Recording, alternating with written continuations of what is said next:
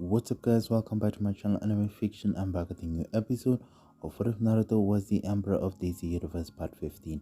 And if you did enjoy the video, please give this video a like. And if you're new to my channel and like more content, subscribe and hit the notification bell for more crossover fictions. Now let's begin this new video. Chapter 45. The next day came like a storm, and Naruto realized he was up against something exceedingly dangerous and knowledgeable. Naruto sat with his team, watching the news program that was spreading rumors about him. Because most people did not have access to the knowledge, it could not have spread naturally.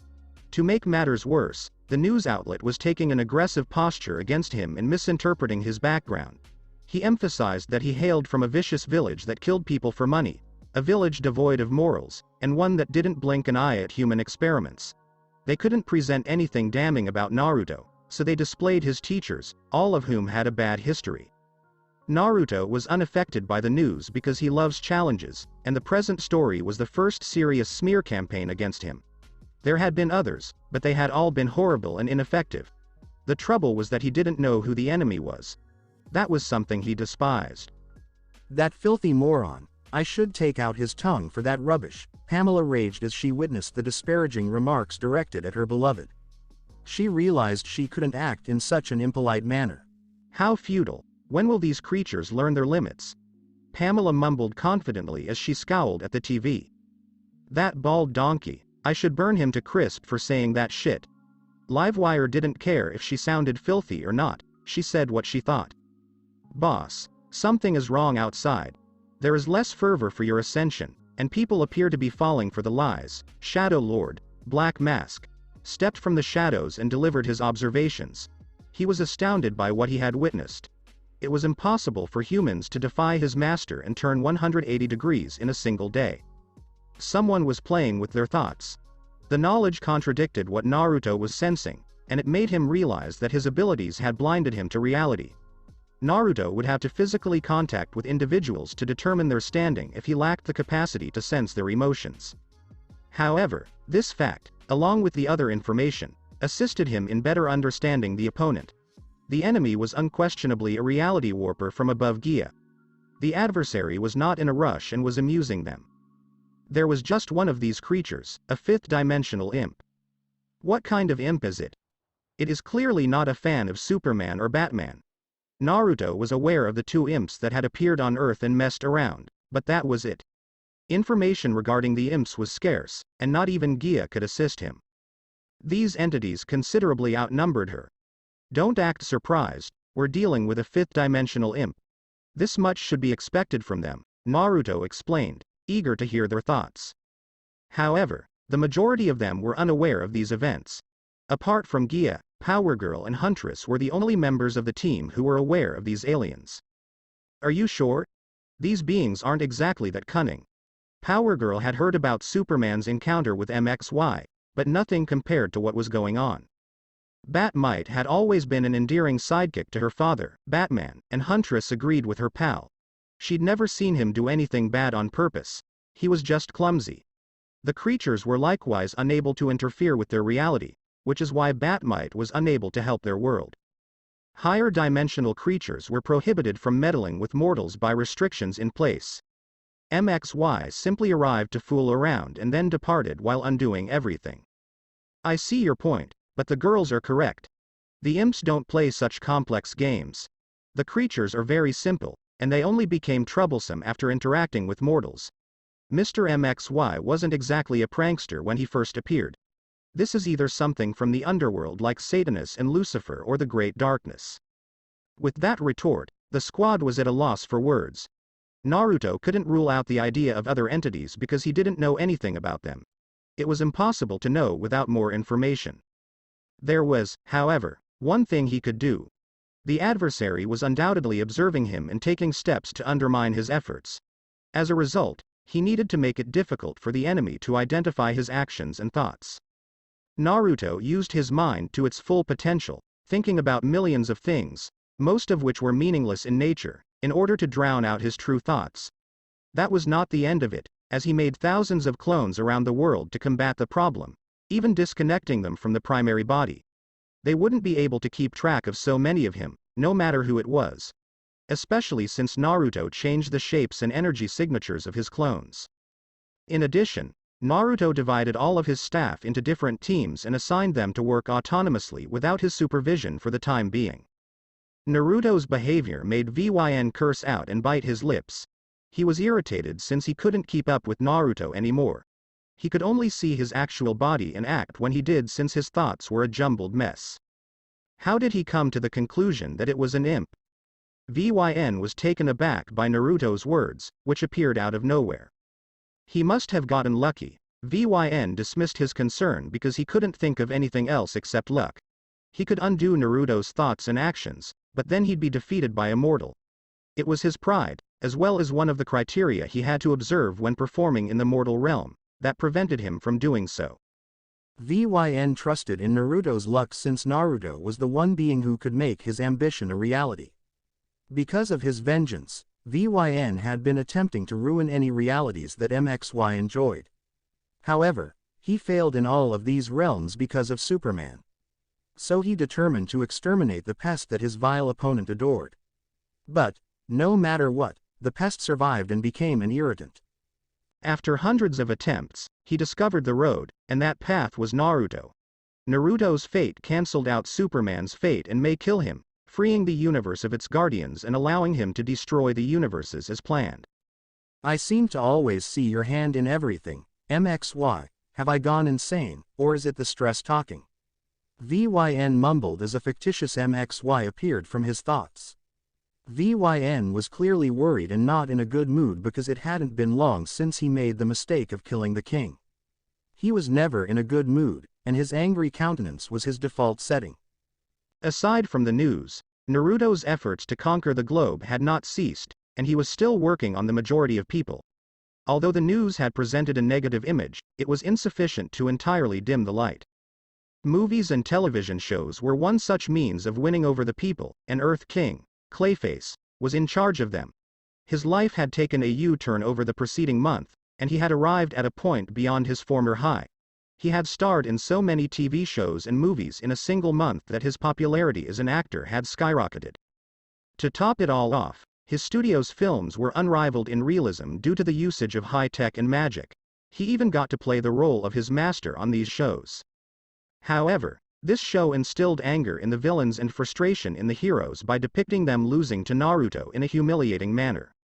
After struggling for a long time to find Naruto, one such villain decided to pay Earth King a visit and teach him a lesson about not irritating individuals who can kill him with a snap.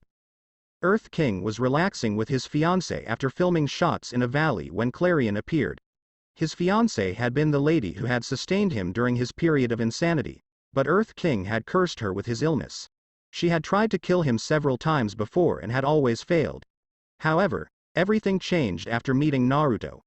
When Earth King realized his error, he approached her and sought forgiveness. Everything worked out nicely, and she began working with him again. "Hey there, lovebirds, are you having fun without me?" Klarion drifted a few feet away, his tone indicating his dissatisfaction. "Talk to the writer if you have a problem with the story," Earth King answered as he rose up from the ground without fear. "Oh, I won't forget the writer, but you are first. How dare you imply that the coward could defeat me in battle? I am about to show you a sample of what I am going to do him.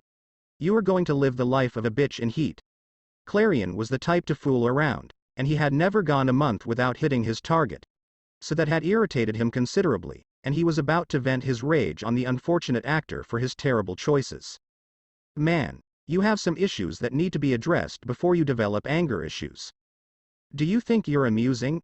Bitch, I am hilarious," Earth King exclaimed, turning into Klarion as a result. It was the first time anyone had used the gal to embarrass him in such a way, and it was working. "Congratulations, I've changed my mind. I'm sending you to hell. Tell them Klarion sent you." Klarion chose to see the man tortured in the underworld. When a big hand caught it, his hand gleamed with evil energy, ready to cast the spell. "I'm sorry, but I can't let that happen." Naruto was always looking over his people in the entire globe, making it difficult to target them without his knowledge. "You," Klarion said, attempting to cast his charm on Naruto instead. It did not, however, work. Klarion discovered that Naruto's energy overpowered him and rendered him unable to use it. Tisk, tisk, Lil one. I gave you a month to reconsider, but you seem to have drowned in some fantasy. Did you really believe I was running away from you? Ha ha ha, now that is funny. Earth King, you should learn from this guy. Naruto chuckled as Klarion was restrained by spatial forces and his magical energy was paralyzed. He wasn't able to move an inch. The disparity in their might was too vast for Klarion to overcome, especially given Naruto's command of many powers. He had imitated the Olympians' and Titans' abilities to subdue and weaken all things in their presence. His presence not only caused fear and doubt, but it also rendered the adversaries weak and their powers unstable. If Naruto pushed it any farther, his presence would crush the adversaries around him and conceptually eliminate them. He was constantly experimenting, thus with each new added strength came new talents. I can defeat you. Give me another chance. I wasn't prepared for it, Klarion said as he sought a rematch. It was expected because Klarion always acted this way. Alright, I'll give you a rematch, Naruto agreed with a smile and let him go. Klarion was free of the constraints and attempting to gain distance when he became mired in a quagmire as the space around him dragged him down. The world around Klarion was moving at breakneck speed, and he realized he was caught in slow time. He used his power to erase both talents, but a lance pierced his head. It shouldn't have killed him because his power made him technically immortal. However, it set off a loop. Klarion found himself back in time, where Naruto had abandoned him. You will regret this game. No one makes fun of me and lives. Klarion tried a different approach, but the result was the same. It continued happening over and over again.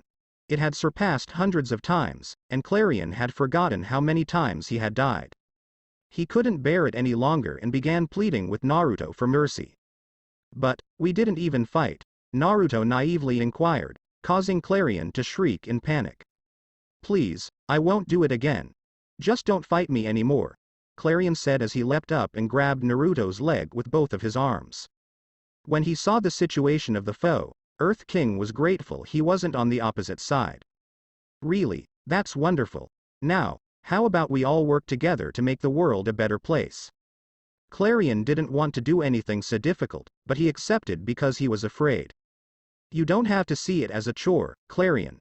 My path is filled with excitement where you will be pitted against the most dangerous beings in the universe and we will have to solve many difficult problems along the way.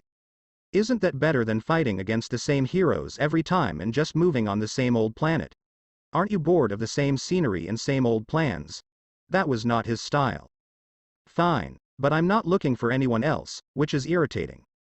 No problem. I have others who can handle that task, Naruto said, giving him a hand and covering Klarion with his powers. He needed to make sure the witch boy didn't misbehave because he was still a villain. How about I trash the Light's hideout? Klarion considered it and decided to vent his rage on his former allies. Hey, no need for that now, but you can prank all of them and inform them of Queen Bee's identity, which should make for a great scene, Naruto says. It would be the ultimate irony if an intruder penetrated the human supremacist group. Ooh, you are evil. We seem to have gotten off on the wrong foot, but I see we have similar tastes, Klarion said after learning what Naruto had planned. He could finally work alongside someone who knew how to have fun. Those old men were so dry and dull. While Naruto was moving around to fix his problems, one of the people responsible for his defamation slept in a pocket dimension made of gray blocks. It was a dreary environment with no light and only drab around. The lone tenant of this room stood out with her white attire and long crimson cape as she slept on a wide bed. However, the girl's spirit was not saved by the nice bed, and she shifted around in her sleep while a haunting music played in her mind. Lullaby of Mordred. The darkness will emerge from the depths, youngster. And transport you to slumber. The darkness will emerge from the depths, child. And transport you to slumber. All influence your belief, foolish daughter. And you'll always suspect your father is a crook, and you'll have no idea what's causing your anguish. But you'll always listen to the voices below. Loyalty, loyalty, loyalty, loyalty, loyalty. Loyalty, loyalty, and only allegiance to me. Your spirit will despise your heedless daughter. The flower who married my traitorous brother, and you will uncover his puppeteering. Because you are proof of how he betrayed her trust. Loyalty, loyalty, and only allegiance to me. The darkness will emerge from the depths, youngster. And transport you to slumber. The darkness will emerge from the depths, child. And transport you to slumber, loyalty, loyalty, and only allegiance to me. Every day, my heedless daughter, you grow older. I'm watching my vengeance play out in real time. For my body's child, the flesh of my soul will die in order to reclaim the birthright he stole. Loyalty, loyalty, and only allegiance to me.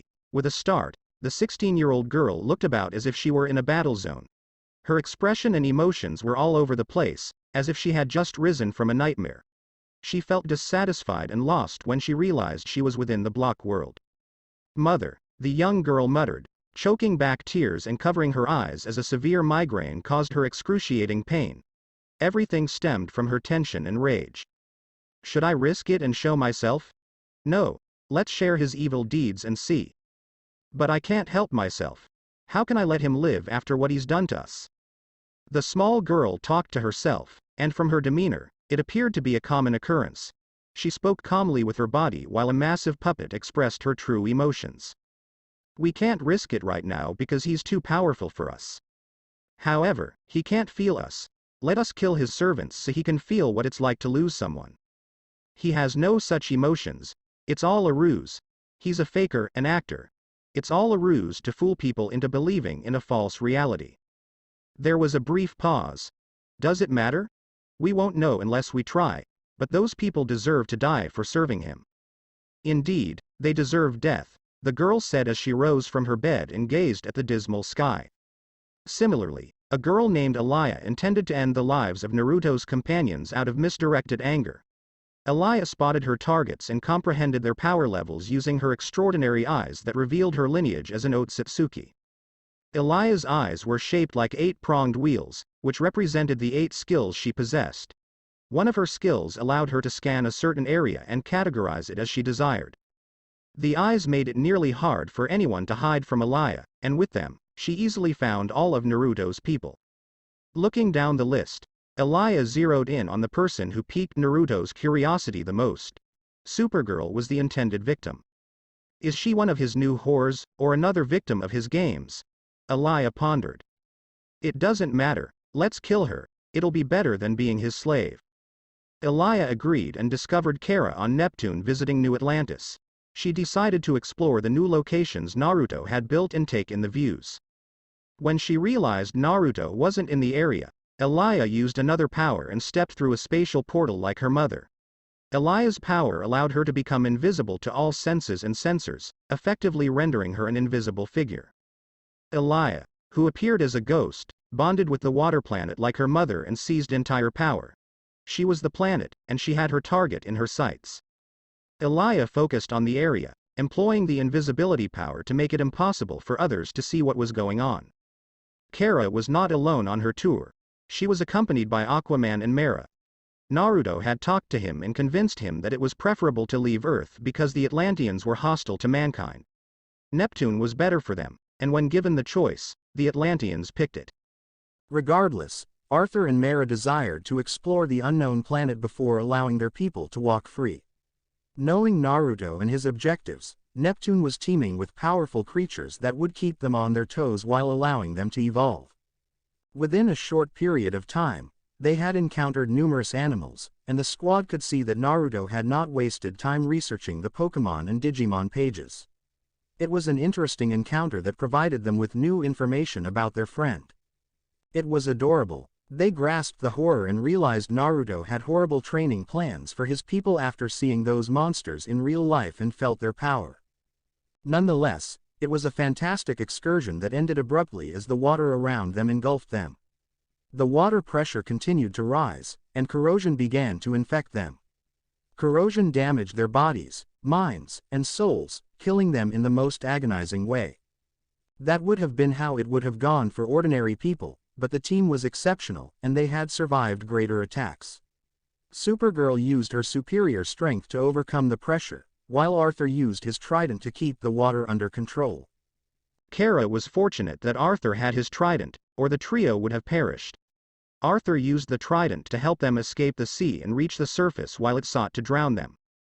Because the water was out of her control, Alaya adjusted her strategy and used gravity to hold down Arthur and Mera, knowing that Kara could easily resist it. But, before Alaya could turn the Atlanteans into paste, Naruto flew in because teleportation was restricted in the area. He immediately detected the gap in his senses and discovered that someone was filtering out a little piece. Furthermore, he had provided Kara with many safeguards. With his arrival, Alaya was no longer able to flee or kill the targets. Alaya opted not to take that step after witnessing the incident unfold. Instead of confronting Kara, she opted to take another route. Everything took place inside Alaya's thoughts, as she never took a step without first considering everything. It was one of the things her mother kept repeating in her mind. It was also something she disliked because it reminded her of her evil father and his cunning tactics. How do I murder her? Alaya reflected as she examined her abilities. She could construct pocket dimensions and even expand them inside the enemy if the other side did not resist. She had the ability to modify space, allowing her to confine her targets inside a cage that they could never break or escape from without the use of space manipulation. She may also employ unblockable space manipulation attacks to cut through anything. She could manipulate gravity to disrupt opponent movement and produce similar gravity to a neutron star, crushing her enemies quickly. She could combine with a planet or a pocket dimension to use everything inside it, which meant she could control time when she was inside her pocket dimension. However, this needed a significant amount of energy. She has the ability to perform soul assaults and even consume souls. She could create dark rods to disrupt and even block energy. These rods may also entirely erase her foe, soul and all. She also possessed limited reality warping abilities, allowing her to alter the outcome of conflicts and even cancel her own death. She could also produce explosives with a thought, and these explosions could only be done to valuable objects. It indicated that the greater the worth of anything, the more powerful the explosion. $1 may generate an explosion that would demolish a house if used in this manner. She didn't, however, require money to make explosions. She could even blow up the house if she knew how much it would cost. Finally, she could build powerful puppets and even transform individuals into puppets. Looking over her abilities, the only one that could allow her to kill was explosion. She didn't think it would kill Kara, though. As a result, she chose to shift the aim. She resolved to kill all the weaklings in order to compensate for Kara's death with numbers, because following Kara's death, all of them would have been protected. Alaya used her human puppets to obtain information about the value of the products Naruto's people had on them. She also gathered the costs of their residence and automobiles, which had the highest values and would be in close contact with them. Someone else attacked first, while Alaya gathered information and waited patiently. It was an attack on George and Stella's private penthouse. The attacker was unknown, and only mist could be seen covering the entire penthouse. Normal humans would have fallen from pain as soon as they came into contact with the dense cloud of encompassing smoke, since simply inhaling it in would burn their throat and direct contact with their eyes would cause them to fester. They would suffocate because they couldn't breathe, and they couldn't see anything while they writhed in pain. Superhumans would die quickly, but they would also endure the consequences. The perpetrator must have assumed that the pair were ordinary people, but no one died after a few seconds, and the mist was forced to disperse as Red Hood took action. Red Hood had discovered Naruto's alternate way and made contact with Roberta. They became friends over time, and he admired her combat technique and tenacity. It was the reason he was at the penthouse, but he didn't have to get involved. Roberta had also been given power in exchange for her efforts, allowing her to fight on a larger scale. Jason had ceased breathing in order to avoid any mishaps, believing that the wind would blow the mist away. However, the mist was directed by someone and did not disperse normally. It became more intense and calcified, impeding any movement. Nobody could see through it, and chakra vision was hampered. Red Hood didn't hesitate to blow the mist away when he realized it wasn't natural. A wind bullet the size of a vehicle exited his body and smashed the wall, releasing mist into the sky. Roberta then followed it up with a mini wind tornado that lifted the mist into the sky. "Master, who is targeting you?" Roberta inquired, her gaze drawn to George, who sat calmly beside Stella. She was an unexpected visitor, but not an adversary. So, let her in. Naruto saw right through everything and was astonished by what had transpired. The response was ambiguous, and they gained nothing from it. They could only wait because he wasn't talking. After a few moments, they saw the fog return in the form of a gigantic anaconda, which had become tremendous in size and speed. However, the warriors did not intervene. Naruto extended his hand, and the mist snake was drawn to it. It quickly decreased in size and began to resemble a little lady. Soon after, everyone noticed the individual. She was a tiny female who knew Conan. Jackie was the little child Naruto had spared from George and Stella. The girl had not increased in stature, but her body and intellect had gotten stronger. However, it was tainted by hatred. That is to say, her memories had not been wiped. As she George, the guy who had tried to destroy her remaining life, Jackie gazed at Naruto with contempt. Her mother's murderer was already dead, and Black Mask had vanished, so she had no other target for her rage. There's no need to stare, child. Your target of hatred does not exist. That night, I saved you and made sure there was nothing holding you down. It's quite surprising that you've developed such abilities as a result of my intervention. I'm impressed that you created it in such a short period of time. Naruto whispered softly as the mask fell away, revealing his genuine features. Hearing the voice, Jackie recognized the resemblance and knew it was her salvation. Jackie had assumed that her savior, like the other heroes, had left the criminals alive, but when he appeared, she realized everything. When he saved her, she assumed he had killed them, and she was correct. Naruto, on the other hand, gave them a second chance by resurrecting them afterwards. But the pair was beyond corrupt and couldn't stop themselves from behaving evil, which resulted in their horrible death. Thank you, Emperor, for rescuing me. I shall be eternally grateful to you. As she identified Naruto as the Emperor and her savior, Jackie completely relaxed into his hands. I am delighted to hear that. But are you certain you want to go through with it? It is a worthy cause that I support. It is, nevertheless, riddled with difficulty and ingratitude. Isn't it preferable to live a quiet life, as your mother desired? Naruto did not want everyone to become a warrior because he hailed from a warrior family. He constantly provided individuals the option of reconsidering their course and choosing the path that best suited them, the path that brought them satisfaction. Jackie had not spoken, but her thoughts had been read. She didn't mind it from him, though. I aspire to be like you.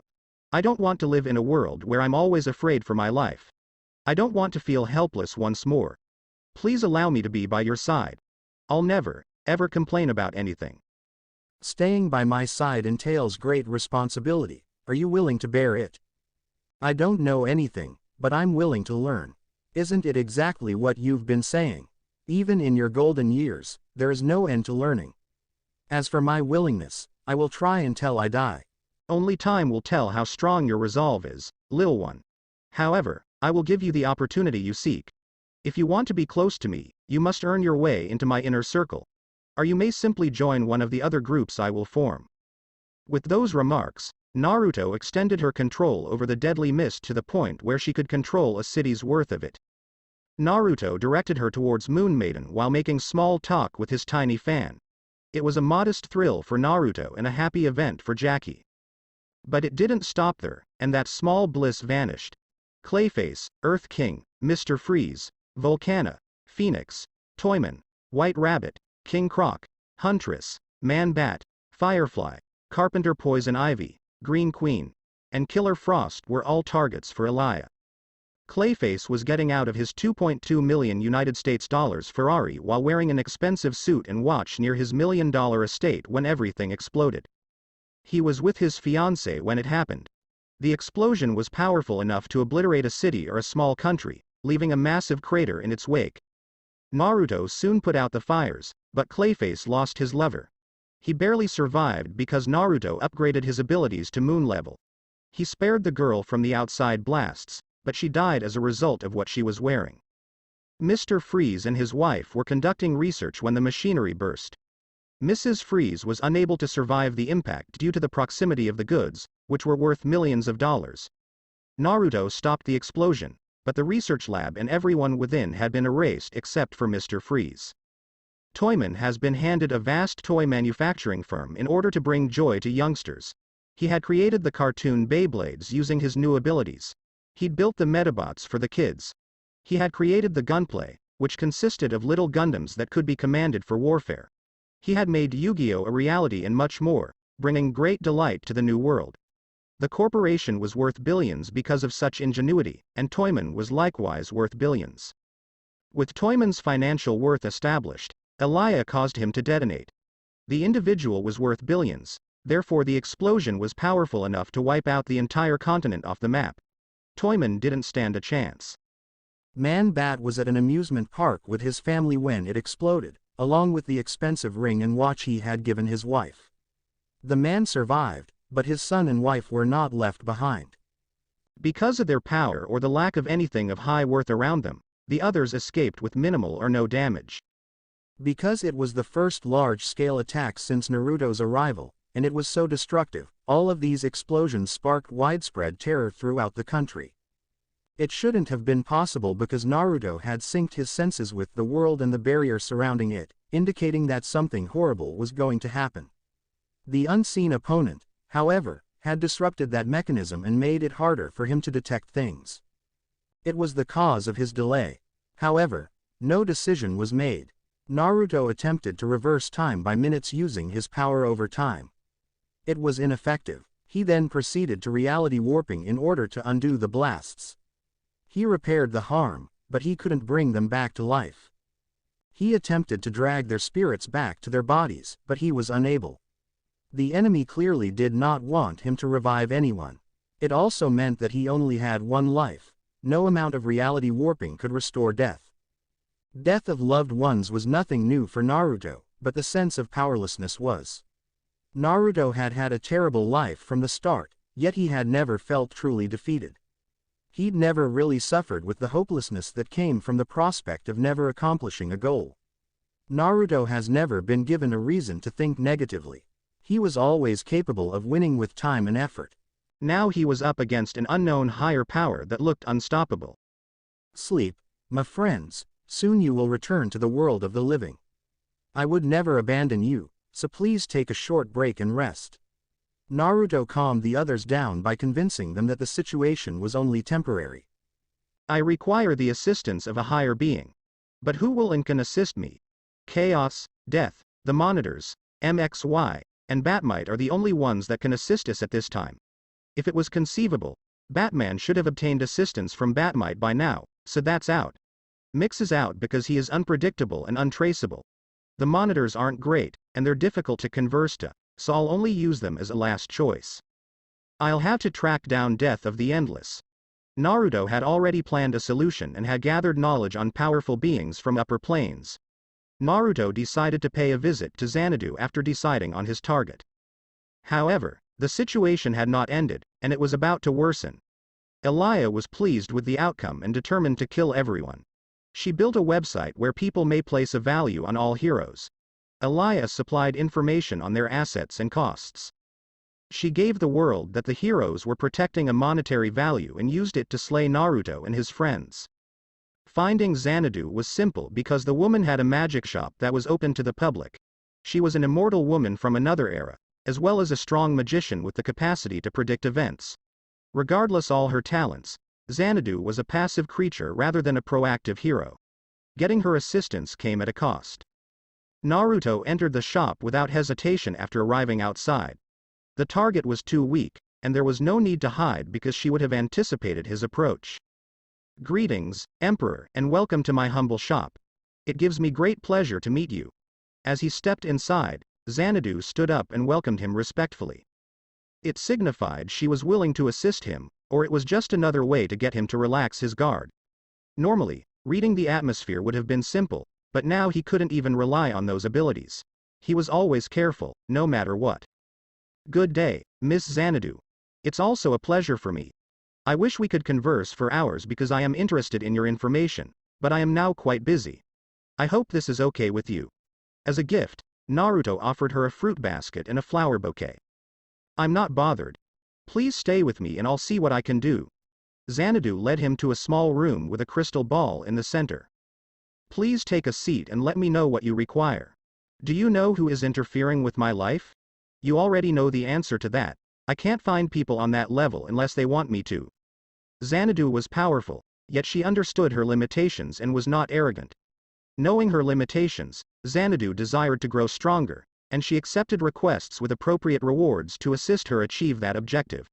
It was the reason she had demons as servants.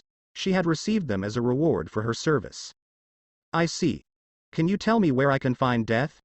Naruto understood and anticipated that response. He sought assistance from Xanadu since her talent was an acquired skill, not a superpower. Due the ability wasn't primarily reliant on power, Xanadu would be able to wield it better due of her knowledge and experience. She can be found at the Eiffel Tower.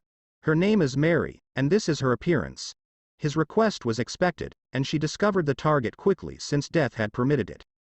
It was clear that she was eager to see Naruto. Why couldn't she tell? She had no idea what would happen to him, and his future was in shambles. Because of how fragile the future was, no one could predict what would happen to the Emperor. There were simply too many lines. Thank you for your assistance. We will have a proper discussion the next time. For the time being, I hope you enjoy this present. Naruto stood up and stretched his hand, and something emerged on that hand. Mew was the name. Xanadu laughed at the sight, knowing Naruto had used her power to see what she desired. She laughed and accepted the cute and powerful creature. She wasn't an old woman in her thoughts just because she was thousands of years old. She enjoyed life and liked to try new things. I am looking forward to our next meeting. Xanadu hugged her new friend before seeing him walk away. I'm hoping he survives. My future as one of the most powerful beings would be sealed if he was still alive. Naruto's message and ideal were appealing to Xanadu. It was perfectly aligned with her ideals, and she was eager to assist him without the need for a speech. Naruto quickly discovered his objective after leaving Xanadu. It was difficult not to notice Death, who was seated near the tower with vanilla and caramel ice cream. Unlike the others, it appeared that she intended to put him to the test or make him experience her powers. Naruto began to feel sick as his power began to dwindle the instant he began walking towards her. The closer he got, the more difficult it was to walk, and the more difficult it was to breathe. His bones began to deteriorate and crack. He began to acquire illnesses. His abilities had already faded, and all he could do now was crawl towards her sitting position. He couldn't see anything anymore. His hearing had gone, and the only thing he could feel was pain. He was starting to forget everything, and that's when he realized. He was on the verge of death. He didn't cry or shout at that point. He naturally accepted it. He hoped he could have fixed his world and, at the very least, the current world. He hoped he could have seen his buddies again. As he grinned and let death take him, Satsuki, Hinata, Kakashi, Gaia, Kara, Gaara, Kurama, and Asuma passed across his vision. Wake up, Naruto, or do you want to stop talking? Hearing the abrupt voice, Naruto opened his eyes and faced the target. At first, Death of the Endless appeared as a brilliant and lovely blonde. However, the illusion vanished, and she revealed her true characteristics. Her true appearance was dark, yet her face was usually full with smiles. She was not a pessimist. She had been gloomy in the distant past, though. She learned from mortals and shared their appreciation for death. It was the reason she assumed mortal forms and lived normal lives before dying like normal humans. Dear Death, it is a privilege. I'm hoping I passed the exam. Naruto mumbled as he stood up and sat alongside her. There was no test. I knew just how you'd react. I wanted you to feel it and fully comprehend it. Perhaps it will help you recall how insignificant your existence is. Every entity appears to forget their end once they gain strength and immortality, thus it is important to acquire a reminder before you wind up in the wrong place. For a brief while, Naruto remained silent. Was he dazzled by his abilities? No, but it may have happened in the future. He could have grown reckless. Thank you for your advice. I will remember it. Naruto, this world will end on a specific date. It is the day that all beings will perish, and there will be no exceptions. This is what I wanted you to realize. Your immortality, like that of others, will not save you from the end. Even if you win, you will always be on a time constraint. Naruto had never heard of such a thing before. He had no idea that existence had a time limit. Why was there a cap? And what lay beyond? How long do we have left? You have a lot of time left, so enjoy it. But are you truly prepared to live as emperor for thousands of years? Naruto, I know how you work. It is a horrible and sad path. You will be unhappy if you are selfless and destructive. You're frustrated right now, but you can handle it. But, can you endure these things for such an extended period of time? Are you willing to give up your love and family for the Empire? Will you be able to live a lonely life? I want you to think about these things carefully because you will face decisions that will put your perseverance and values to the test. Don't constantly carry everything. Perhaps it's preferable to delegate certain responsibilities. Naruto could only listen and take note as Death talked slowly and gravely. Even though he was certain of his course, these words from her lips were priceless. Her mentioning it implied that it will almost certainly happen in the future. I will think about these questions. But there's something else I need to take care of right now. Please assist me with this threat, miss. Otherwise, the world and its inhabitants will perish. I don't see how I can win against such a beast. Death is a natural part of life, Naruto. I'm not capable of resurrecting individuals. It contradicts my theory. It's fine if your adversary kills people. However, you are attempting to bring people back, which is an issue. You must keep that under control or you will invite disaster. The only way I'd interfere would be if someone disobeyed the rules of death and prevented anyone from dying. Doesn't that make it easier for the evil to compel my hand against the hero? Evil is always easy to perform and disseminate, whereas heroism and selflessness are harder concepts to grasp. That is why most individuals avoid such workouts. As she leaned back and gazed at him, Death said. He was irritated by her refusal to intervene. Why was a higher being permitted to play with lower beings? Why couldn't a higher being handle it? The world was completely messed up. The event taught him how mortals felt when they were messed with by powerful villains. It was similar in that he couldn't even identify the threat or envision a method to fight back. Death, on the other hand, showed him the path. He may force the villain to destroy the rules of death, causing no one to die. But how could he possibly accomplish it? I see what you're saying. And what are the ramifications of bringing so many individuals to life? You will attract the balance in the specter, and it is not a good idea to see them now. Death responded by forming the chilly face of balance and the keen gaze of the specter. It was an unforgettable experience. Naruto had never anticipated the thought of death to be so calm in his dreams. It definitely opened his eyes and made him realize that he was still making assumptions in some circumstances without any information. I'll keep it in mind. So, why don't we play a game? I don't know what else I can give back. Naruto stood up and gave her some red spider flowers and a box of chocolates. Calamon, a charming small critter, was hiding inside the flowers. The flowers indicated death, as well as a forthcoming happy occasion, passion, or a tragic remembrance. Death grinned as he looked at the adorable tiny creature. It was incredibly rare for anyone to act normally after they discovered her identity. Most people would go insane, and many would flee. People made assumptions and feared she would steal their souls.